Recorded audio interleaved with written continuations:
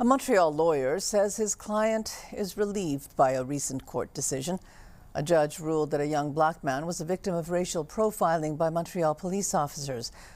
Now, Maya, it's been nearly 4 years since this happened. Yes, Mitsumi. So this is a long-awaited judgment. The incident dates back to the summer of 2020, June 24th. That's when Lamine Nkuenji was pulled over by Montreal police officers, pulled from his car, violently arrested, and pepper sprayed. The dramatic scene was captured on video by a bystander.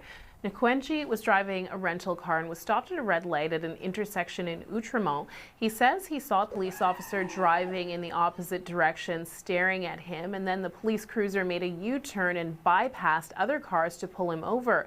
The officers claim they stopped him because he had apparently run a yellow light. Nkuenji says he didn't, and when he showed his driver's license from Cameroon, where he's from, he was questioned about his immigration status. It turned out Nkuenji was driving with a suspended license because he had unpaid parking tickets. The interaction with police officers deteriorated when they forced him out of his car. You could hear in that video him yelling while he was being restrained and pepper sprayed. His lawyer, Fernando Belton, argued the police officers had profiled him because he was a black man and basically they were fishing for a reason to pull him over. He questioned why someone being pulled over for supposedly running a yellow light would then be interrogated about his immigration status.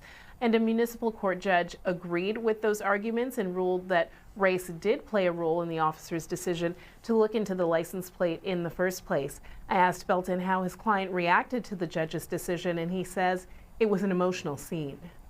He was really happy. When we came out of the courtroom, we hugged each other because it's been 4 years that we've been in this case, and he was crying because he was believed, and that it's important for people to know that that recognition from the court means everything. Saying you said something and your word was believed, because one thing that we can say for sure is that most racial profiling cases doesn't end up this way. Most people that brings up this kind of defense in front of our court, well, they're not able to make the proof of their allegation. So for him, it's something that was really a relief and a lot of joy to know that the judge believed in what he said.